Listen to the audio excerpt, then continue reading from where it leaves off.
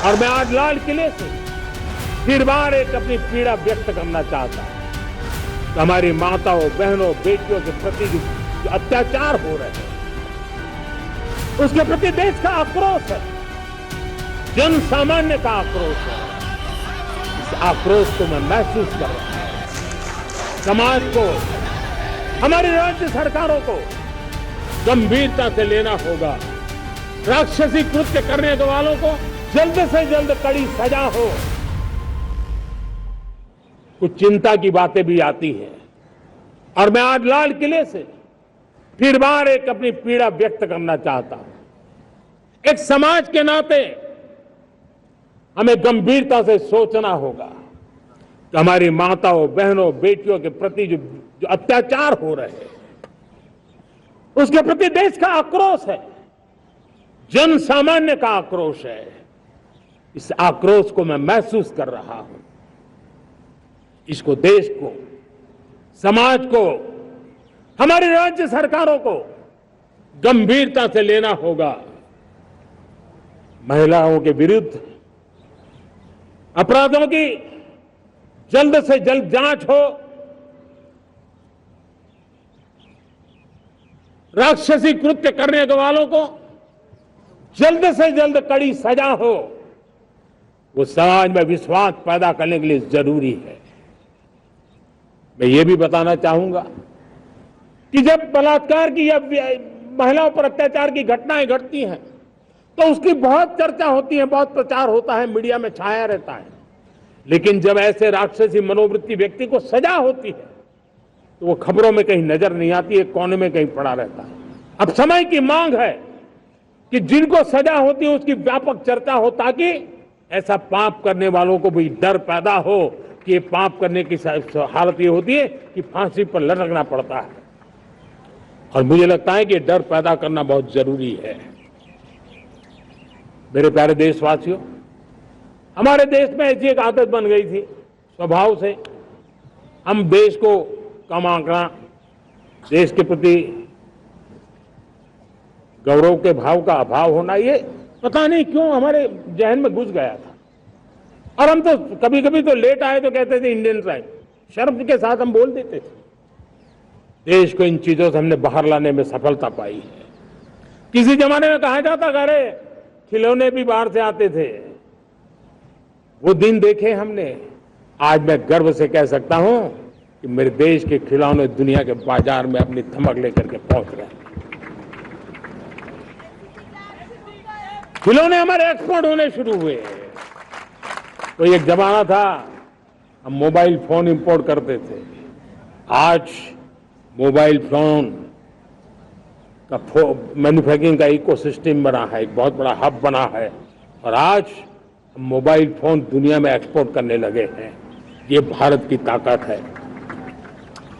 साथियों, भविष्य के साथ सेमीकंडक्टर जुड़ा हुआ है, आधुनिक टेक्नोलॉजी जुड़ी है, एआई जुड़ा हुआ है।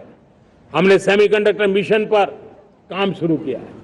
हर उपकरण में मेड इन इंडिया चिप क्यों न हो, क्यों ये सपना मेरे देश का नौजवान देखे। टैलेंट यहां है, सारे इस प्रकार के रिसर्च काम हिंदुस्तान में होते हैं, तो अब प्रोडक्शन भी हिंदुस्तान में होगा, सेमीकंडक्टर का काम भी हिंदुस्तान में होगा, और हम एंड टू एंड सॉल्यूशन दुनिया को देने की ताकत रखते हैं। और हम उसको साथियों, एक जमाना हमने देखा है 2G के लिए हम कैसा संघर्ष करते थे।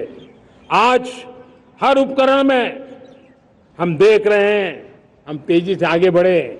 और 5G जिस तेजी से पूरे देश में रोल आउट हुआ, हिंदुस्तान के करीब करीब सभी क्षेत्रों में 5G पहुंच गया। वो विश्व में तेज गति से 5G पहुंचाने में हम आगे रहे। और देश साथियों, मैंने कहा हम रुकने वाले नहीं हैं। 5G पे रुक जाना हमें मंजूर नहीं है। हम 6G पर अभी से मिशन मोड में काम कर रहे हैं, और विश्व में हम उसमें भी अपनी धमक जमाएंगे, ये मैं विश्वास से कहता हूं। मेरे प्यारे साथियों, डिफेंस सेक्टर हमारी आदत हो गई थी। डिफेंस बजट कितना ही क्यों न हो, लेकिन कभी कोई सोचता नहीं था कि डिफेंस बजट बढ़ा तो जाता कहां है। डिफेंस बजट विदेशों से खरीदी में चला जाता था। अब हम चाहते हैं हम आत्मनिर्भर बने। और मैं हमारी डिफेंस फोर्सेस का हृदय से धन्यवाद करता हूं। उन्होंने हजारों ऐसी चीजें लिस्ट कर दी है। उन्होंने तय किया है कि हम विदेश से नहीं लाएंगे। राष्ट्र के लिए जीना क्या कहते हैं, ये हमारे सेना के जवानों ने दिखाया है, और उसके कारण डिफेंस के सेक्टर में हम आत्मनिर्भर होते चले जा रहे हैं। आज डिफेंस मैन्युफैक्चरिंग में भारत की पहचान बनी है, और मैं आज खुशी से कह सकता हूं कि जो देश कभी डिफेंस की हर छोटी मोटी चीज बाहर से लाता था, आज धीरे धीरे दुनिया के कई देशों में हम जो डिफेंस के इक्विपमेंट मैन्युफैक्चर कर रहे हैं वो हम एक्सपोर्ट करने लगे हैं। दुनिया में डिफेंस हब, मैन्युफैक्चरिंग हब के रूप में हम धीरे धीरे उभर रहे हैं। हम मैन्युफैक्चरिंग क्षेत्र को बढ़ावा देना चाहते हैं क्योंकि रोजगार के लिए सर्वाधिक आवश्यक है। आज पीएलआई स्कीम को बहुत बड़ी सफलता मिली है। एफडीआई रिफॉर्म्स, उसने भी हमें बहुत बड़ी ताकत दी है।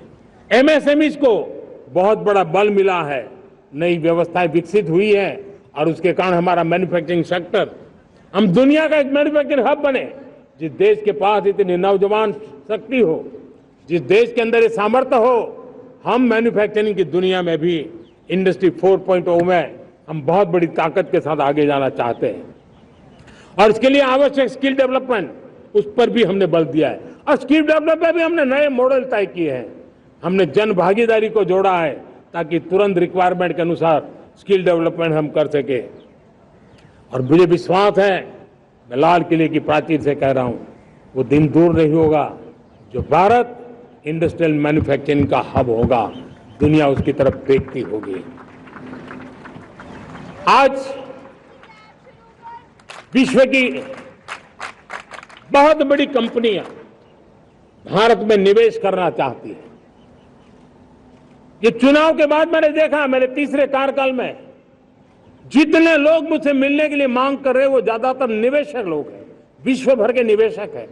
वो आना चाहते हैं, भारत में निवेश करना चाहते हैं। ये एक बहुत बड़ा गोल्डन अपॉर्चुनिटी है। मैं राज्य सरकारों से आग्रह करता हूं कि आप निवेशकों को आकर्षित करने के लिए स्पष्ट नीति निर्धारित कीजिए, गुड गवर्नेंस का आश्वासन दीजिए, लॉ एंड ऑर्डर सिचुएशन के लिए उनको भरोसा दीजिए।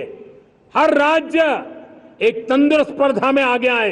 राज्य राज्य के बीच निवेशकों को खींचने के लिए स्पर्धा होनी चाहिए, निवेशकों को लिए, ताकि उनके राज्य में निवेशक आएंगे, उनके राज्य के नौजवानों को स्थानीय रूप से अवसर मिलेगा, रोजगार का अवसर मिलेगा। नीतियों में परिवर्तन लाना चाहिए तो ग्लोबल रिक्वायरमेंट के अनुसार नीतियों को राज्यों ने परिवर्तित करना चाहिए। लैंड की आवश्यकता है तो राज्यों ने लैंड बैंक बनानी चाहिए। गुड गवर्नेंस सिंगल पॉइंट पर काम करने के लिए राज्य जितने प्रोएक्टिव होंगे, जितने ज्यादा प्रयास करेंगे, जो निवेशक आ रहे हैं वो कभी भी वापस नहीं जाएंगे।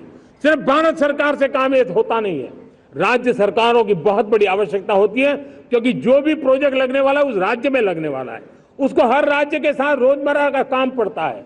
और इसलिए मैं राज्यों से आग्रह करूंगा कि जब विश्व पूरा भारत की तरफ आकर्षित हो रहा है, विश्व पूरा भारत में निवेश करने के लिए प्रतिबद्ध हो रहा है, तब ये हमारा दायित्व बनता है कि हमारी पुरानी आदतें छोड़ करके स्पष्ट नीति के साथ हम आगे आए। देखिए, आपको परिणाम अपने राज्य में दिखाई देगा और आपका राज्य भी चमक उठेगा, ये मैं आपको विश्वास देता हूं।